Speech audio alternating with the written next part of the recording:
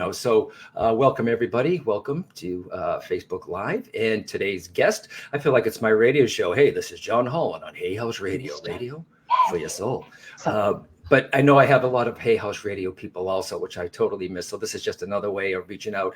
And everyone, today's guest is a very good colleague and a very good friend. I've known Jennifer for years now, and she is an intuitive. She is a psychic. She is a medium, all of it. And we're going to discuss her new book, A Healing Journey that she came with, How to Heal Grief and Rebuild Your Life After Loss. Great book and you work through. And I've got some questions for her, and then we got some tips for Christmas, because as we know, Jennifer, the Christmas time, the holiday can be the hardest of times for people too. So Miss Jennifer Farmer, my love, jenniferfarmer.com. Welcome. How are you, Jen? Hey, John. Thank you. Thank you for having me on. It is a pleasure to get to be here tonight. And I completely agree about this is the star time for the spirit world and to help. This is where we really need that extra healing that in other times we don't get, that we don't need. We're too busy. And so I'm so happy that we could talk about this tonight. Yeah, because people that have, in today's, this call it a call, Facebook Live, many of you are watching, you might have suffered a loss this year. You're still missing someone that maybe passed years ago, or you may even miss someone who's about to pass right now. So that's another form of grief, which we got help.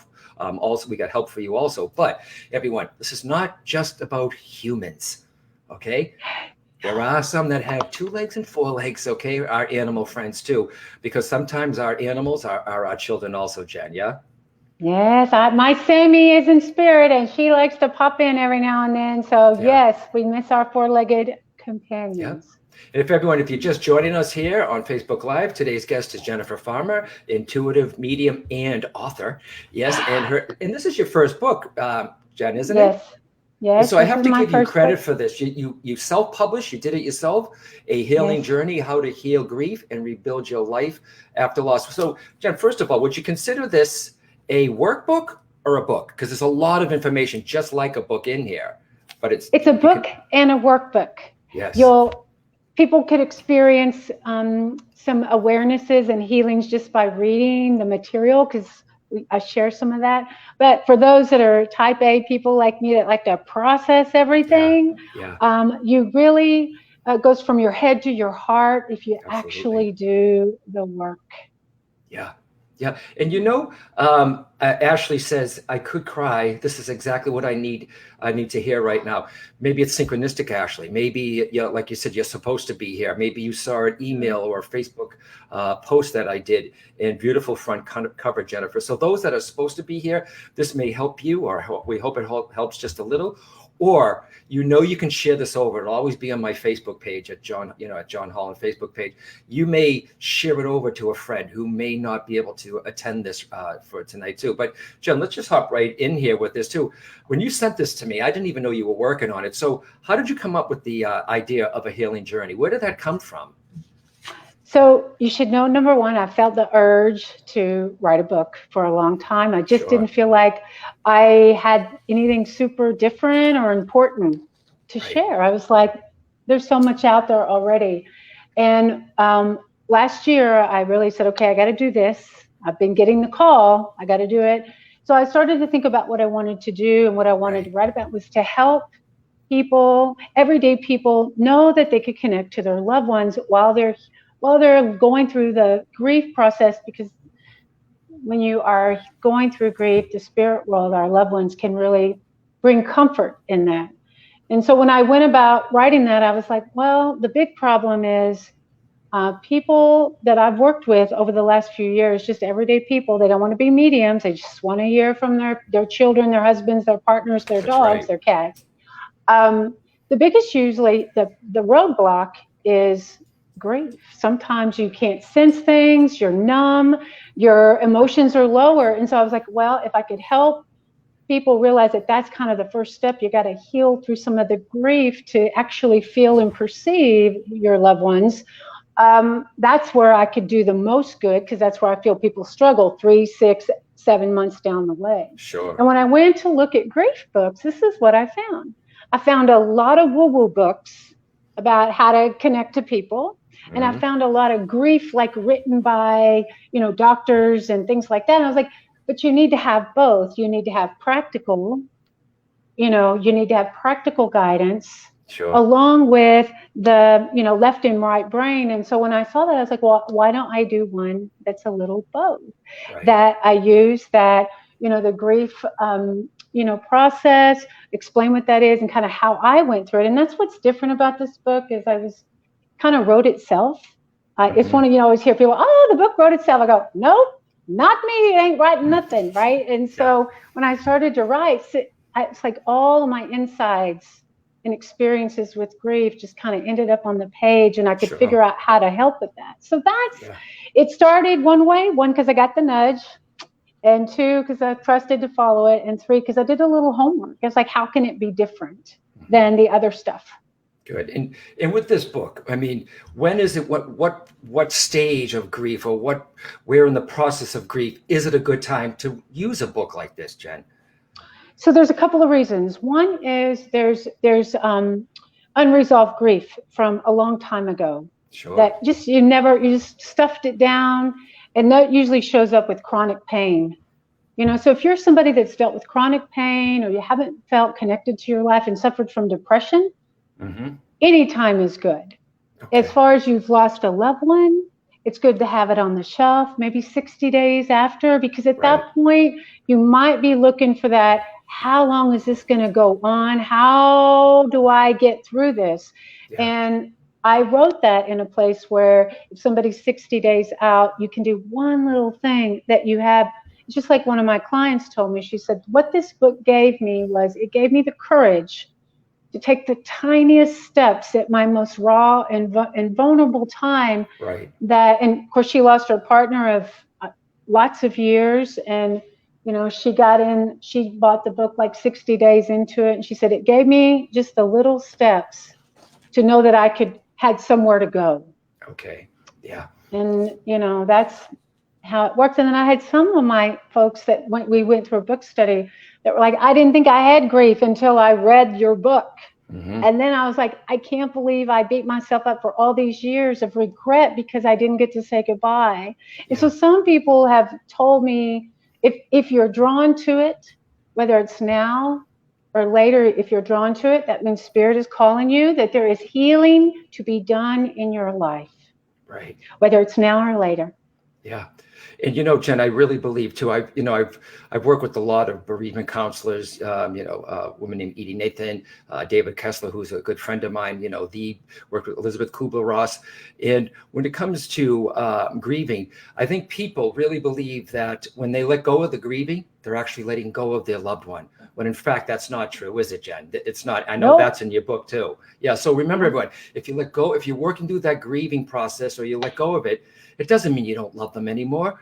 I mean, grief, if you think about it, if you're grieving, that means you love them. Okay. Yes. And the pain that you're feeling with grieving, that's also part of that love too. Yeah, Jen? Yeah, it is. And it's painful. It's gut wrenching. It just tears, and not everybody has lost a loved one this year. A lot of people didn't make it in their relationships. Right. COVID brought out some strengths and some weaknesses. So there could be some of you that have maybe had to separate or divorce. Right. This is not just about a death. It could be a death of a job. It could be a death of the passing of an animal. It could be the breakup of a relationship. There's all different kinds of grief. So everyone who's listening, it's not just about losing somebody that you love. It's also, it could be a job. It could be a relationship. This is not just about somebody passing away, because we all have different kinds of grief. Yeah.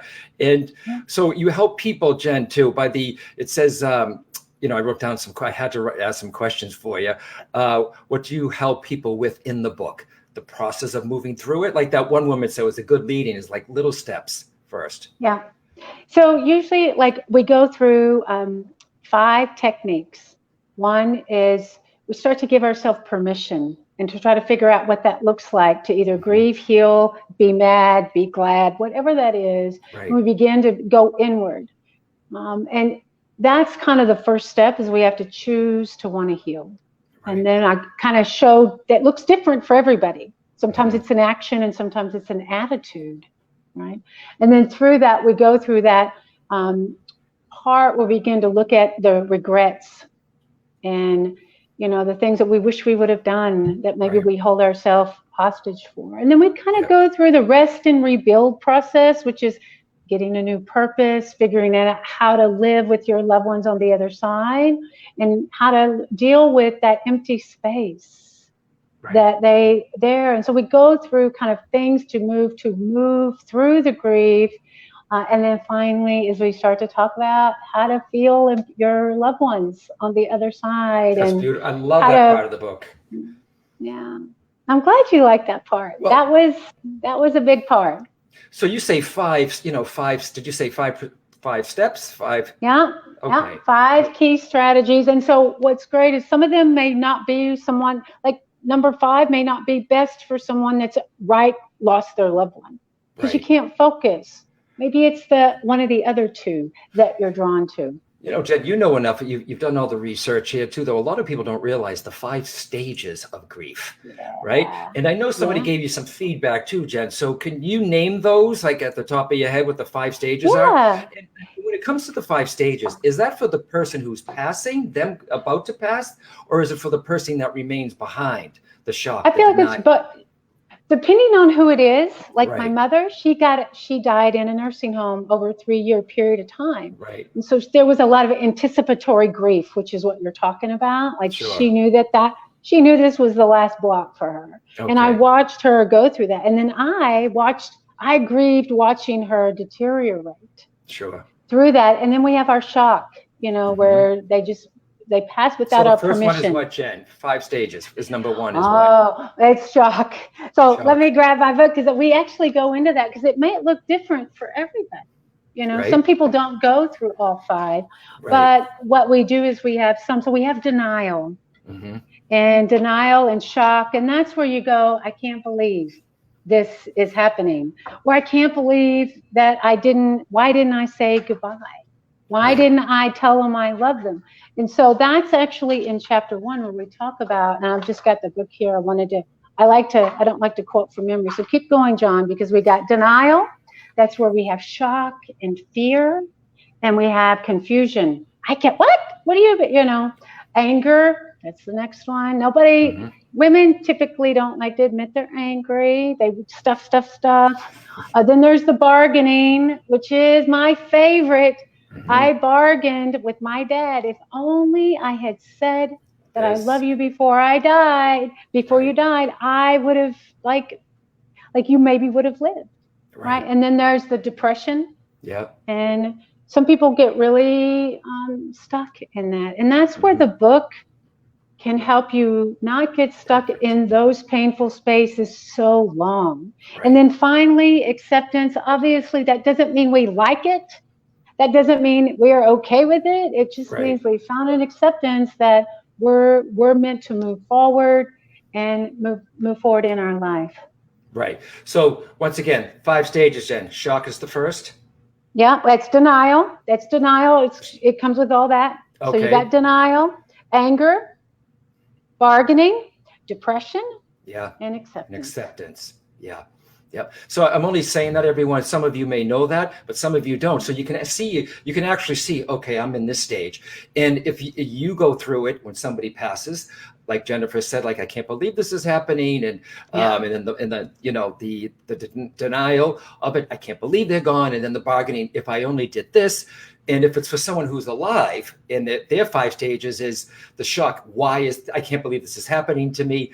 And then this can't be happening. The bargaining is, okay, God, if I do this, maybe this, and then absolutely. And when it comes to grief, I had a lot of time with my mom, Jen. So I didn't have, some people, I have no regrets. And I always say to people too, if you know someone here, this happens too, Jen, this, someone is ill. A lot of people spend, even though you know what the ending's going to be, but there's always that hope. And there is hope too. There's a lot of medical hope and there's miracles. I understand that. But some people no, I can cure them. They spend more time trying to cure or fix it than spending time with the person. And because I heard somebody say that once, is we were so busy trying to get a cure for him, flying from hospital to hospital to hospital, when we should have been spending that time, talking about memories, talking about, the kids, so remember that, people also. So if someone is here, like my mom was, I got the opportunity to say everything I wanted to say to her, Jen. So some people, when they pass away, I think, now, did I go through a grief time? Yes. All right. Was it horrible for me? Not really. And that's not because I'm a medium, everyone, or Jen. Just because I'm a medium, it doesn't mean I can talk to my mother like I do readings for you, because I can't be objective if it's my own family, right? So, but when my mom, and there's going to be some people too, Jen, there's no right way, guys, either when it comes to grieving. Okay. I think if it's affecting your job, your health, your other kids, then it can be an issue. But I think some people, Jen, might say this: shouldn't I be more grieving right now?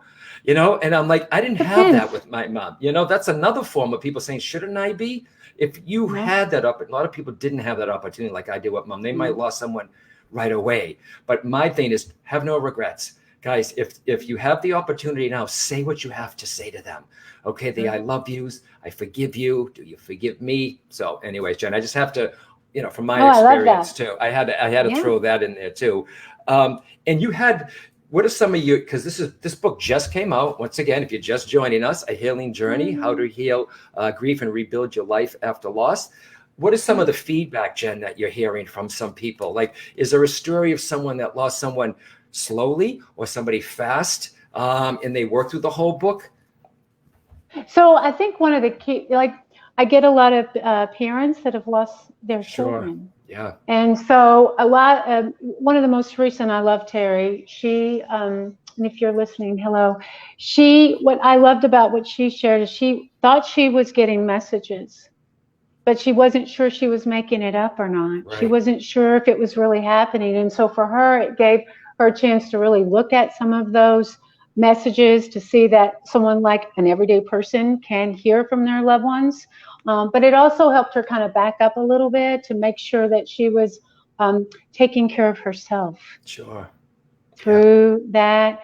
Some of the other pieces where my friend that had lost her partner, she's someone who struggles with depression naturally. And so for her, those things that I did my letter to myself. I gave my I wrote my, love letter to myself, and I set my goal for 7 days. See, I always believe that in the process, if you do things for small increments of time.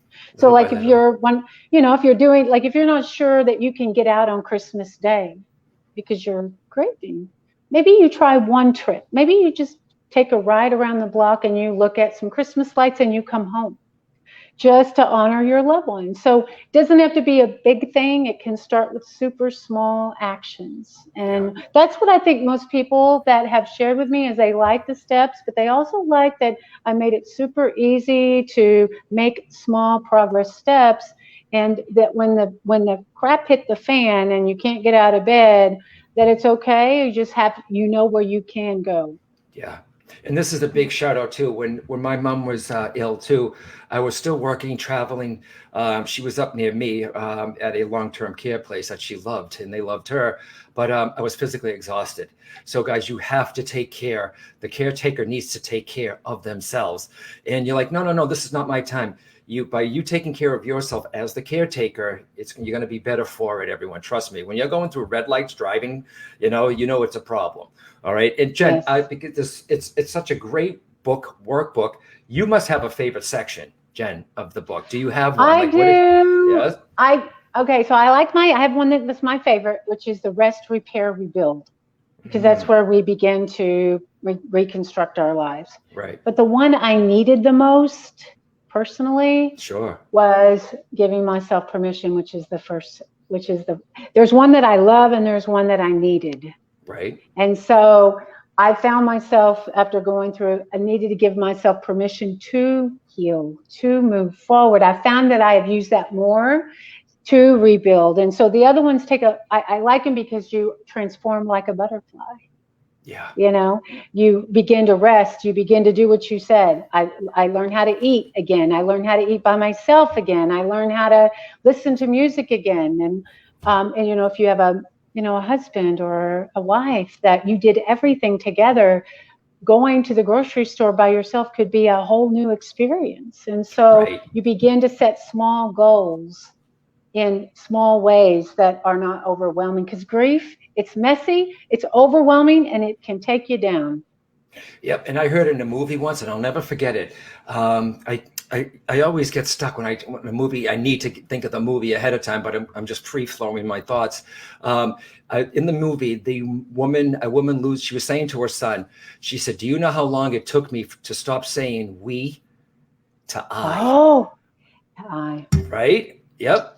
Oh, that's so good. Yeah, that's the awareness of acceptance, where, right, that there's a head to heart connection. Yeah, and we're going to guys, you can start asking some questions of the two of us. I mean, not if your loved one is there, but on grief, maybe something you're going through, and if we could help you, that's great. And like Ashley, who said I could cry, this is exactly what I needed to hear right now.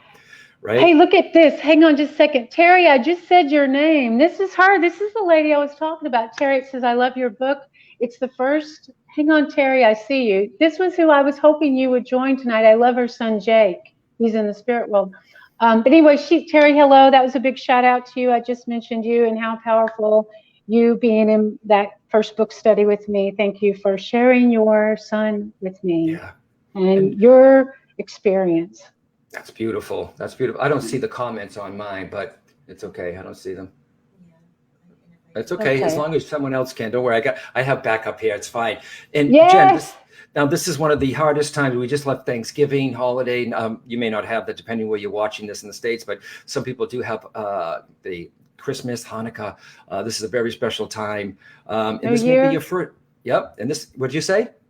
New Year, the new year. Now what do I do? Yeah. And if this is your first year, everyone like Ashley, maybe this may be the first time. This will be a lot of, and this is a lot of David Kessler stuff too, though. This may be the first time. This is you're going to get a lot of last years. Well, what do you mean by that? Last year we did this. Last year at this time I would be doing this. Last year we would be doing this. So that is going to happen. And then you're also dealing with, this is a lot, everyone. And it's okay. No one said grieving or grief is easy. All right. And you have to own that. Okay. Like Jennifer said, it's a mess. All right. And it is painful, but you can move through the pain, especially with this book too, A Healing Journey. We'll tell you where to get it also when we're in a little bit. But it also too, I had to write this down. This is another year. And it may be the first year this is for you, or you may be a few years of never agains. I'll never again do this.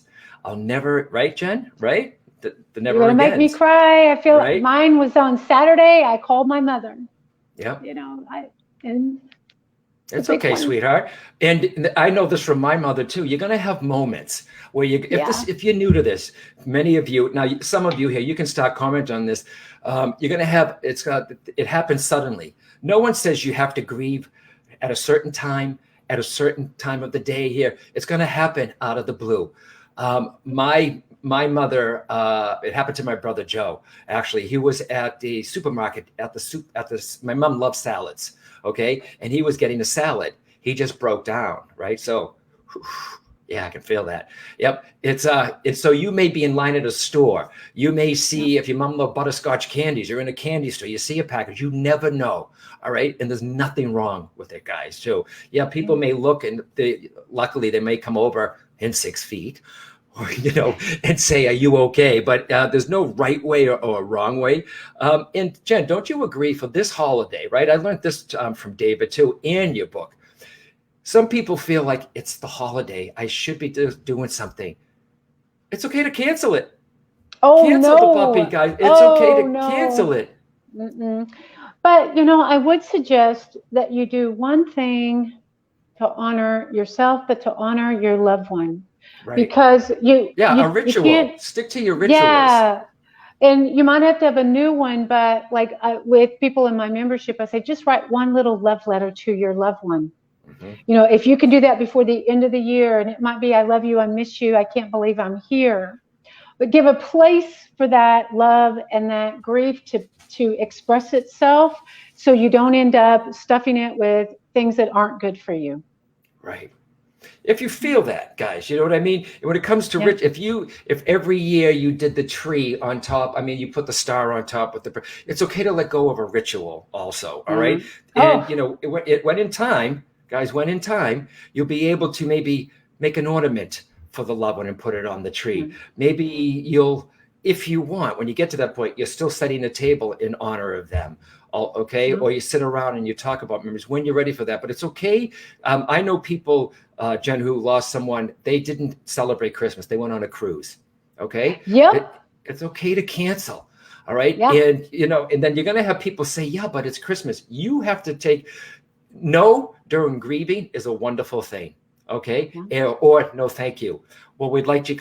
No, not right now. Okay. No, it's okay to say no, everyone. This is not about them right now. It's about who?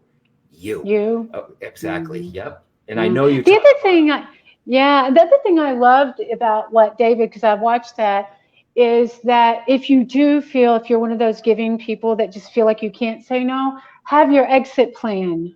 Drive your own car. Say, oh, look, I just got something. Okay. For me, I'm going to be here 30 minutes. Okay. Then I'm, you know, and you don't have to pretend you're okay, you know, and it's okay to share stories about your loved ones. Some people don't know what to say. So it's okay to, I wish my mom was here. I'm still getting through this, but I know she loves me, and, you know, she drops a message by every now and then. Right. And I like that, guys. To reiterate too, you're going to get invited to a lot of, someone might have passed in November, May, or earlier this year. You can get a lot of invites this year, I think, because with COVID, I don't know. All right. If you're in Texas or Florida, you're getting invites. Right. Okay. And it's okay to have an exit strategy, even if it's on Zoom. Someone wants to come on, know that it's okay to say, you know what, I think I can do a half an hour. If you do go to a family members and they're safe and everything's safe, you know, with COVID and everything, it's okay to say, you know what, I can only stay till 10. Or you go into the bathroom, you come out and say, I just got a text. I can't stay too long. Or even I have other people to call or visit. It's okay to have an exit strategy. Yeah, I think so, Jen. Well, one thing, just really quickly, I did a ritual to honor my dad. Every year I do the annual holiday spirit gallery. And I do that because my dad is his passing taught me how to live. Right. And so every year I do something on, you know, this week to honor him. And so it gives me a chance to say, Dad, I love you. Dad, I thank you for giving me this. So you'll find whatever, it doesn't have to be on the day, you know, and so it's different. And I love what David said too when I was watching that, is that if you want to know what you want to do, it might be something that your loved one did. Like if you're not sure how to honor them, well, what was some of their favorite things? Did they like to hike? Did they like my mother wrote cards, so now I write cards. I still write I still go into the store and buy a card for my mother on Mother's Day or Christmas. And someone's like, and I literally seal it up, and I may burn it. I may put it in the fireplace, or I may just put it away, everyone. To me, when you're writing out a card, this is very important. When someone's like, well, why are you going to do that? They're not here, but they're getting the thought on the other side, guys. When you're writing out, you see that, they do hear you. So when you're writing a letter or a card, it's almost like you're giving a spirit card to them too. Okay, they really, really are. And we know this is true as mediums. Why? Because when you're linking with someone and they say, I saw my daughter at Rite Aid and she bought the cards for me. She bought the Mother's Day card for me, and then I saw her put it at my stone. I know they see that, guys. I know they're watching. All right. You don't even need to do the card, but if it's a thing that you want to do, remember, put your loss first. If there's something you want to do, if you want to go visit the grave before you do something else, fine. If you want to say a prayer before your loved one, do that first. Put your loss first, everyone, as opposed to what everyone else is. You understand? Yeah, Jen, right? Yeah, I think it's so, because it gives, again, if we don't address grief, it becomes funky. We begin to get stuck in our life. We have medical problems. We get in depression that we can't get out of. And so there's motive there, and our loved ones want us to be at peace. They are. Absolutely. Yep. They're happy. They're not worried about paying the bills. They're worried about. Yeah. Go ahead. I read, no, it's okay. No, it's about your loss. And, I did read a lot of the book too, and, plenty much of it. But what about kids? Let's not forget about the children that are kind of left out sometimes during the grieving process. Always check in on the kids. Is there anything about kids in here, Jen? I didn't, I had an adult child. Right. And so, for kids, number one, I always encourage people that, they see loved ones. So when when one of your children says, I think I saw grandma in the hallway, the answer is, really? Oh my gosh, that's awesome. Did she say something? Look, what did she say? Yeah, absolutely. Right. Yeah. So just to acknowledge those little things that they may come to you that are out, but two is to don't be afraid to share that you're struggling, that I'm going through. And that was one of the things I think for me is I wanted to be a good example on how to go through grief, which means I don't pretend everything is okay all the time. Right. Yeah. And if people see you working through, once again, the book, A Healing Journey, kids take their cues from you, everyone's little kids, okay? If they, or even teenagers, if they see that you're not dealing with grief, you're running from it, remember, they're taking their cues from you. If they see you not dealing with it, they may do the same thing. But if they see you working through it, trying to move through it, then they're going to emulate you. So you are a good role model. So if they see you doing the work too, whether it's, on your own with the therapist or Jennifer's book, A Healing Journey, they're taking their cues from you. But, kids are often left out, and it's okay to tell them the truth. Just like Jennifer said, mommy's having a real good time. I mean, not a real good time. Mommy's having a hard time. Daddy's not here. And, mommy, why aren't we putting up the tree? You know what? We're going to do something different this year, honey. Okay. And I think kids, Jen, too, I think they're a lot smarter than we give them credit for. Also, they know, and they feel, and you may try to hide what you feel in everyone, but kids, they just like, they're little psychics. All right. They're little intuitives. They know these things. They really, really do. They do. And so, I mean, I love kids, but they do know what's going on too. Yeah. Well, I think, Pam is on here. I'm seeing some of her chats, and she said she's struggling with this. Pam, I don't see how old your children are. Can we put one of those questions up now on the screen? Pam was talking about that she's been trying to address this. This is a challenge. And so depending on the age of your child, if it's a young child, I feel like you may have a young one too, a girl, that this is one that it's okay to go and let's look at some pictures together and talk about good stories about their father, their grandfather, all of that stuff that you can, it's okay to bring out the album, to have 10, 15 minutes. Let's tell our favorite story about our loved one. Right. And then, or if you're, sad, get them a stuffed animal that when they get afraid that they can hug their stuffed animal and talk to their loved one in the spirit world. I hope that helps. I know she's got something going on here, so I just wanted to mention that. Okay. Yep.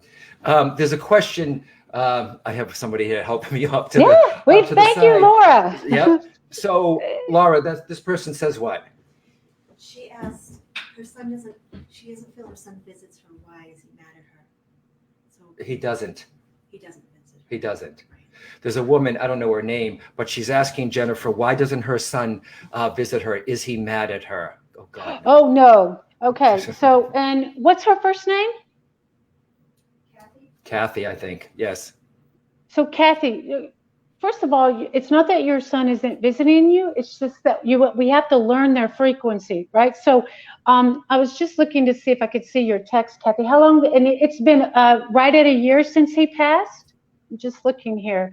And I get motorcycles around this kid. So a couple of things. One is it's that sometimes we don't know the spirit language. Mm-hmm. They may come in more than just dreams.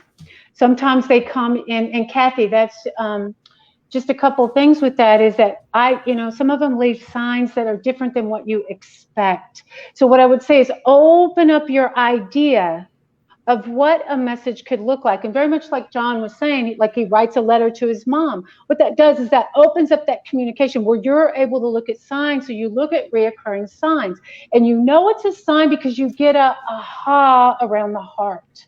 Right. You go, oh my God, I feel, and it's subtle, and most people question it. So it may not be for you, because I don't get that you're sleeping well, Kathy. So I don't feel like there's a time there for for him to reach you in that way. So I would look for the other signs in music, because I feel like he comes to you in music with different things. And so I can't see her coming here. So I'm hoping that she is with me on that. Okay. And is there, Can you see any of the questions, Jen? Because I don't see what you're saying. okay. And there's an S name. I'm seeing an S name with him. Anyway, so Kathy, open the language. Look for the signs around the music. Also guitars. There's something here with him.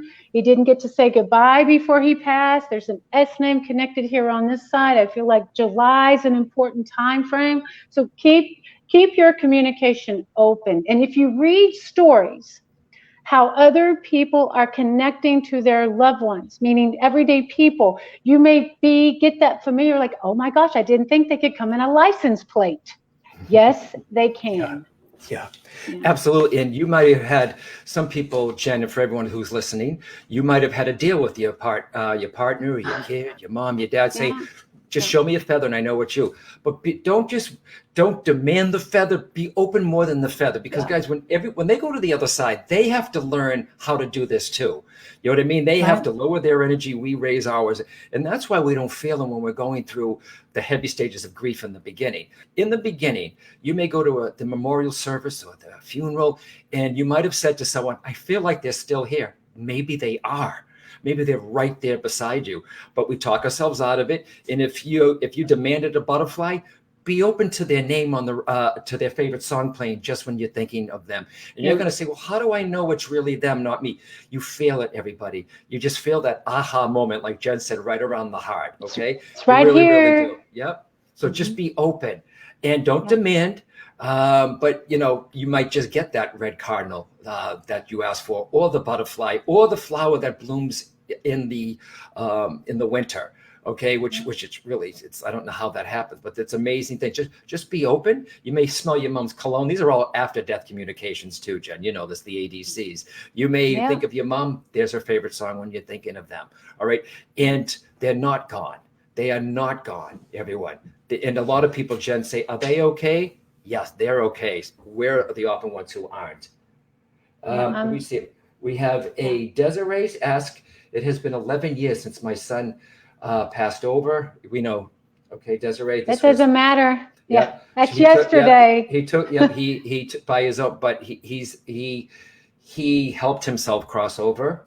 He took his life. Over time, I see fewer and fewer signs. Is this directly related to my healing? Is this soul still around? Okay, I don't know if she could come back, but Desiree, do you believe in an afterlife? If it's been a number of years, less and less signs, because they know that you know that they're okay.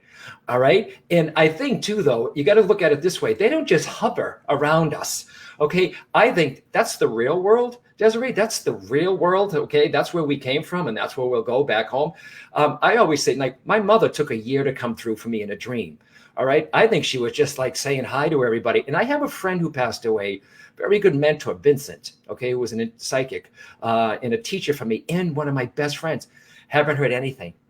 Not a sign, not his name. And I'm like, and I'll sit here in my living room like, come on, Vincent. Who knows? He may be just, I don't know where he is. And it's not like me, scanning the heavens going, where is he? He could be off doing his own thing. All right. But if the signs become less and less, they know maybe that you know. Okay. I would rather have the ones every once in a while, Jen, than the continuous. But I don't know if she believes in an afterlife. All right. She said yes. I see her comment. She said yes. Yes. So maybe they know, like, okay, she's not that in need right now, but it's okay to say whatever your son's name is, darling. Okay. And I believe too, when people take their life by their own hand, in case anyone who is listening, there's always somebody there. At least for me in my mediumship, Jen, they never come through alone. People who have committed suicide or take their life, for some reason, it's almost like here they come through and the signal may be a little weak for whatever reason. But someone's always right there to give them the power to come through. So something, I don't know about you, Jen, but someone always is with someone when they come through, if they pass that way. Yeah, for me. I don't know about you, Jen. Yeah. And the other thing too is that the spirit world is super intelligent. Yeah. They come for two reasons and two reasons alone. One is to bring healing and comfort, and two, to prove that there's an afterlife. Right. Right. And so if you're in a place where you found you're at peace, Desiree, then, you can do like I did with my dad. I go, okay, Dad, I hadn't got a son. I'm giving you one. This is your sign. And this is really cool because it was a long time. And I saw a card that had, 33. I said, 33 is your sign. Just let me know you got it. I pull up to the Walgreens, go and get my package, look at the car in front of me, and the car license plate says 33J. I said, thank you, Dad. Oh, and yeah. Yeah, absolutely. Right. And so sometimes if you haven't heard from them, you can ask for them. You can give them a sign and say, okay, hello. I don't need to hear from you every day, but I want you to know that I still love you. And so let's keep that going. So if you haven't seen a sign, give them one and ask them to work with you. Yeah, absolutely. And we know how hard it is around the holidays right now. Yeah. And, it's just remember some of the stuff that we told you, everybody, too. I tell people, there are some people, Jen, there are a lot of parents or anybody really, they can't even put up the tree. And it's been a number of years. They can't celebrate I know you're shaking no because they shouldn't do that, or no because you understand, sweetheart. No, because you don't want to have joy. Right. You don't want, there's this thing of I don't want to get my heart excited again. Is it okay for me to be part of you wants to? And so what I can say is can you bring out a tablecloth? Can you just put a red tablecloth out? Sometimes my friend that lost her partner, all that she could do, I said, well, let's put up trees and lights. Nope, I don't feel like it. Well, okay, so let's just get a red tablecloth for Christmas. And so so there's one little spot that it just says an opening that it's okay that I don't put the tree, but I can do this. Right. And what I love about having people on here, if you want to do that, Jen, some people be like, I don't want to have anything to do with the holiday. And I'm telling you, it's okay, everyone. It is okay. What's going to happen though is, okay, don't worry. Next year's going to come around again. Okay, next year is going to come around again, all right? And then eventually you may start to make an ornament with your loved one's face on it. You may start to put the plate at the table for them. You may have a day of service, which is a beautiful thing. That's my favorite. Yeah, is to help. Like my friend Gretchen, her mother was doing soup kitchens well into her 80s. So, a day of service and, in giving too. And you're thinking, how can I give?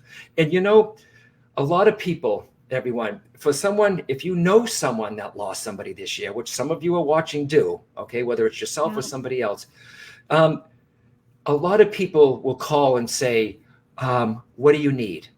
When somebody is going through a grieving process, they don't know what they need. I usually say this, I'm here anyway that you need me. I could tell you so many things not to say too, though, but it's okay to offer them something. Look, you want to go for a coffee? You want to go for a meal? Can I make you a meal? Would you like to watch a movie? And a lot of people think, David said this too in the video, and we'll tell you about that video. A lot of people think, let's watch a comedy. People who are grieving, sometimes they just need a good drama. All right. You can't make them laugh. And you're going to have a moment. This happens when I demonstrate or I talk to a mom. You have a mother, and it doesn't matter, mother, father, who you've lost. You're going to have a moment where you're going to find yourself laughing. You're going to find yourself smiling, and you're going to feel so guilty. I can't feel this way. Yes, you can, everybody. It's okay. It's okay to have a moment. When I see, now a lot of people know me, Jen, that I use a lot of humor in my work. I know losing someone's not funny. I know that. No. But to watch a mother smile and laugh for the first time in 4 months in an audience, and then she came up to me and she's crying and she goes, that's the first time I smiled. Then we're doing our job. But she's not going to, that woman did not beat herself up. She needed that. We're the ones that are still here, everyone. Trust me when we say, me and Jen too, they want us to be happy. They know you will see them. And around the holidays, okay, if somebody passed around the holiday, a lot of people do this, Jen. They won't focus on or they pass around someone's birthday. I always hear from them say this, Please don't focus on my passing. Please focus on your daughter's birthday. Please don't focus that I passed at Christmas time. Please focus on the holiday time, season's greetings with the family. They don't want you to let the sadness overtake what should be joyous. Why? Because they're attracted to that, guys. Whether it's joyous or not, they are attracted to that love. They're attracted to that laughter. Love is the bridge to the other side, which draws them close to you. Okay? Yes. You got something else, Laura? She's got another question. It's an honest comment, which is really good. When I lost my parents, I hated those questions. Just show up and drop off food. Drop off gift cards you have. No clue what you need. Yep. Drop off cards, gifts and cards you have. No clue what you need. When I lost my, I hated to have those. Oh, yeah. Yep. It's not what do you need. I understand that. Is that a gentleman?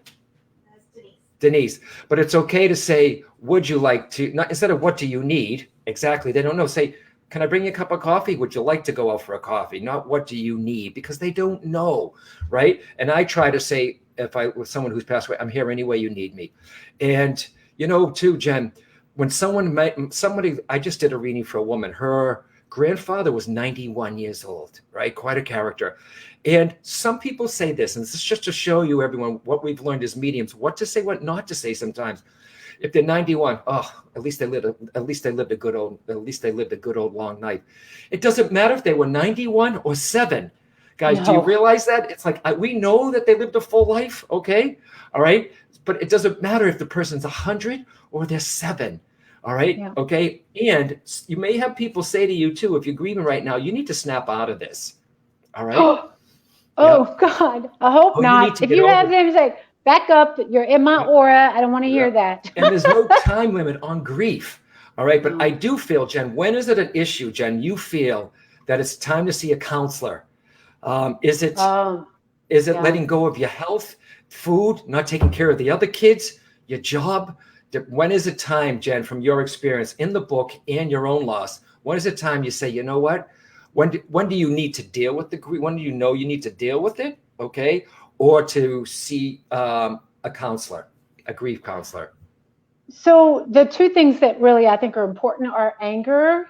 If you get to the place where you're in road rage, or that you're in a place where you've shut everything down and you're just angry. And then the other extreme is depression, where you cannot function. Now, don't forget the low level stuff where you don't feel, unresolved depression, 2-3 months. If you, and remember, a counselor's not like, and that's, hey, I will tell you this, one of the counselors that reviewed my book, she told me that even in the counseling world, that the tools in the book, which she said is, I love the book because I always believed in the afterlife. Yeah. And after reading the book, I finally, as a grief counselor, can see where these tools meet the other tools, where now you can meet both worlds. And so I do believe that we need professionals for a short term. Like when John says, is it time to get a counselor? That means you're not signing a therapy check for the rest of your life. That means you may be signing a therapy check for 3 months, once a week for 3 months. It's a short-term support system that can get you over the hump so you can start to live your life, because your loved ones do not want you to let go of your life. That's right. That's right. Is there another question that, here comes too much drinking, too much spending, too much drinking, too much drugs, too much spending. Yep. When you get out of that step, like if you're starting to have problems with alcohol or drugs or anything like that, intervention is important. Yeah. Good question. Do people who pass from suicide go to heaven? Yeah. I was raised Catholic. I don't believe in them. I was raised Catholic. The whole, the belief that they have. I don't believe in a hell with the devil and the burning flames. I think there are levels to the spirit world, because for me, and Jen can speak for herself and I can speak for myself, there's always somebody there. So if your mother, as the woman, if a mother who has passed, who you loved, adored, she sprouted angel wings as soon as she passed. If she's there and she's coming through with your child that took their life, know that they're exactly where the mother is. But I don't know why there's less energy. I don't know if it has to be built up. I don't know that answer, at least for me. But yes, I believe there are different levels to the spirit world, but I don't believe anybody is stuck in purgatory. Because imagine telling a mother, yeah, they're still here, because no. Yes, they do go to heaven. If you call the other side heaven, some people call it Shangri-La. Some people call it the other side.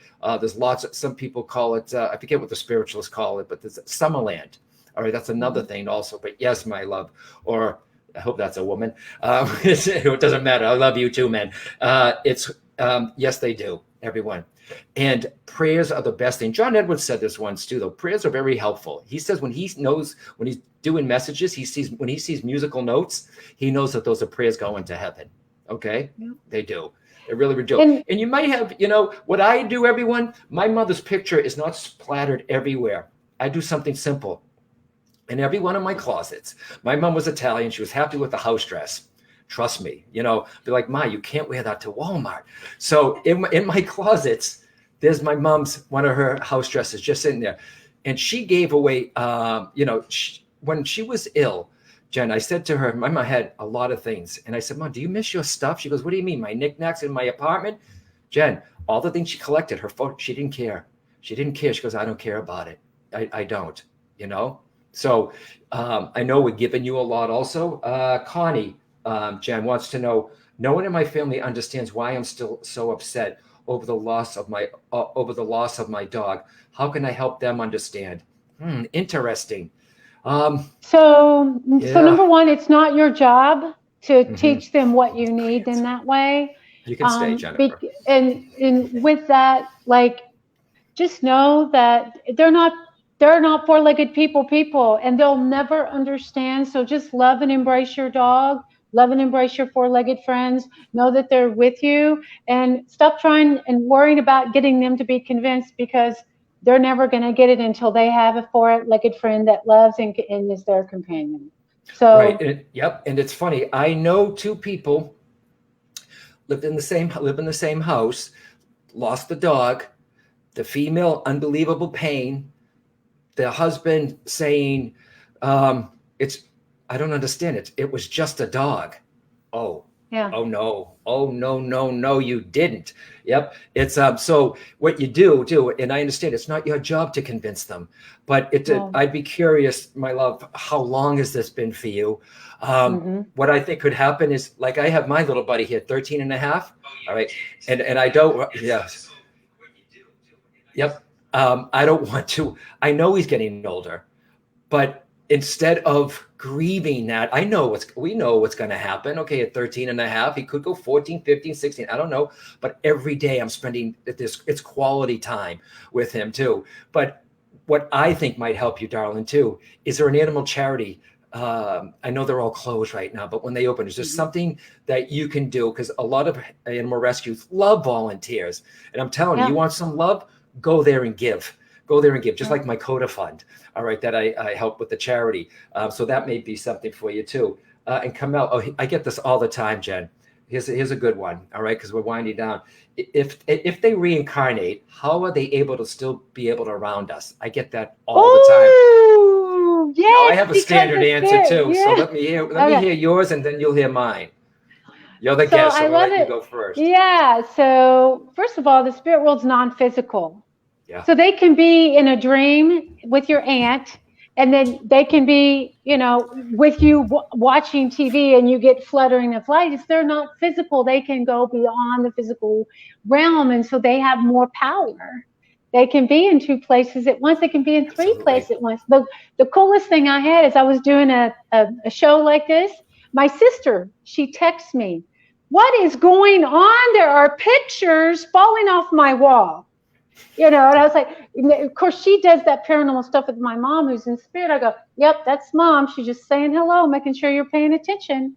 And so it's one of those things that somebody was doing a practice reading. It was my mom. And then my mom drops pictures in Seattle, Washington on my sister's floor. So it's always fun. Why? Because they love us, and they want to have fun with us, and they want us to know it's okay to move forward in our healing process. Yeah, and one last one. I lost my mom in 1986, and this is from Joellen. In a reading, would she still come through? Possibly. And what's even great, when you go for a reading, remember, everyone, mediums aren't people you run to right away. All right. I feel when I say I saved myself, wait 3 months. it's not for them really. I think it is. I'm giving them a little time to be back home and say hi to everyone, but it's helping you to go through what you need to go through. Because I had a woman once come see me. Her 2 sons brought her. She was so medicated. She was wailing. She was not in the emotional place to even hear what was coming through. So I had to tell them I can't continue with this because she was so medicated. And people run to medium, to medium, to medium. You have to go through what you need to go through. Now, I'm not talking a year, but anywhere, Jen, I say a month to 3 months before you go see a medium, I think. Yes? Yeah, and do your homework, because you really want to let your loved one draw you to the right medium. So don't That's just right. pick anyone, do a little research, right? So Yep. there's a really good website, bestpsychicdirectory.com. One of our friends, Bob Olson, has, and in that you can get a look at different mediums. And as you're reading them, you see who you're drawn to. Your loved one will try to connect. So you don't just pick the first one that you see. Yeah. You give yourself time, give your loved ones time to help, because we as mediums, we need to have the right energy for your loved ones to work with us. That's and so right. if you take your time and get referrals and then follow what your feelings say, you can ask your loved one, is this the right person for us to talk to? Take your time, so that, because your loved ones aren't going anywhere. That's Whether right. it's 3 minutes or 30 days, they're going to, Yeah. or 11 years. Yeah. Or 50 years. Yep. It doesn't matter. They are with us. And the one who's just said, my mom's been gone 1986. Yeah. Some people might have passed that have joined her then, but I love when they come through to they tell us through our mediumship, what you're still doing now. They know. And here's something else as we really wind down, Jen, is if you lost a dad or a mom, and these are for all the people who are listening, who had babies after one of the parents passed, please try not to say, my father will never know my children. My mother will never know my child. That, yes, they do. They met them first on the other side, everybody. Yes, okay? They did. Yeah, in the reincarnation thing, I agree, Jen. The soul is multidimensional. It's not like a revolving door. I did a cruise once with Suzanne Northrup, and a boy came through, a husband and wife. They had tickets. They got split. They hated that. They wanted Suzanne. One of them got me. The son came through at the same exact time when Suzanne was reading them. Yes. Because the husband and wife came out of the cabins. They were like, oh my God, he came through. And the husband's like, why? He came through here too. Well, what time did he come through with you? At this time right here. So don't look at it like linear. And you may have people, mediums, say, I can't get them. They've already reincarnated. I don't follow that belief, guys. Okay. I believe that your program, the John Holland program, is playing now. It's going to go back to the other side. This whole life of John that I live right now is going to go back into the soul. Yeah. All right. And another piece is going to come out, and you can be forward in time, backward in time. Don't worry about it. Okay. Don't worry about it. But it is the holidays, and we know this is a tough time for you. So once again, it's okay to say no. It's okay to skip this holiday. It's okay. It's okay. Yeah. And Jen, thank you for writing this book, a healing journey. Okay. How to deal. Thank you. And it's so fantastic. To work through, and it's not like this thick thing. All right. So it's really, really good. And I love that you have the butterfly on there, because you are the butterfly connect. Now, most important, everyone, because some people are like, where do we get the book? Some people probably are already on Amazon. So where do they get this, Jen? Because it comes in two forms, paper and ebook. So first of all, if you get the ebook, it's you get an online portal that has meditations, healing with the spirit world meditations that come with that. And if you buy the spiral bound hardcover, you also get the online version as well. So you can go to my website. It's not on Amazon yet. So you can go to my website, jenniferfarmer.com. It's on the front page. I think that a couple of folks have posted the link here in the chat. But and the other thing that we didn't mention is that in the online portal, I actually answer questions. So as you're working the book, and you go online and you have questions for me, I actually check it every week, and I go in and see where you're struggling, where you're having a hard time. I see what you do well. I have a lot of people send me their examples of what they do. Is it okay? And so you're not just doing the book by yourself. If you're somebody that would like a little help in your book practice, I go on once a week and I check my comments to see, hey, do you need something? So, and I'm doing that, I do that, and I'll do that for all of 2021 too. So to know that you're not alone. That's pretty big, because after being on my Facebook Live, girl, you're going to be busy. So, but everyone, thank you. What a Thank you fast very hour. much. I mean, very, very thank you, fast, John. guys. But thank you. Maybe you were supposed to see this at this exact time. And remember with the holidays too, though, put your love out there, guys. They haven't left you. And just because you let go of the grief eventually doesn't mean you're going to let go of them. And if you're crying, it's okay, everyone. Okay, it's okay, because I love the saying, Jen, tears are the diamonds in the treasure chest of the heart. Yes. So that is beautiful. Yeah. Can I end with a prayer? Just a really Sure quick can. Yeah. All right. For all those that are listening, either live on the replay, from my heart to yours, may you be at peace. May your heart be wide open. May you awaken to the light of your own true nature. May you be healed, and may you be a source of healing for all beings. And so it is. Yeah. So they go to jenniferfarmer.com. Yes, jenniferfarmer.com. Okay. And everyone, there's a lot on there. There's a lot on mine. Oh, and David Kessler. If you Google David Kessler grief holidays, it's about 35 minutes. You'll hear some of the stuff. I always give credit where credit's due. But he wrote with Elizabeth, he wrote books with Elizabeth Kubler-Ross, who's the number one, she started hospice, Elizabeth Kubler-Ross. And also he did a book with Louise Hay. And remember, all of this is not just about the holidays. Remember how I said it's a year of, last year we'd be doing this, last year we'd be doing that. So you can work through this. And johnholland.com, everyone. So thank you. I wanted to come on here as soon as Jennifer heard this. Usually every year I have a bereavement counsel on. I think this was synchronistic that you were supposed to be here, Miss Jennifer Farmer, you lovely woman. Thank you, so John. Thank you so much. I got to thank Laura over there for shooting the words over here. And thank you, Laura. Yep. Have a calm holiday. Be safe and be well, and many blessings to you. Okay. Many blessings. All right. Bye for now. Bye, Jennifer. Bye.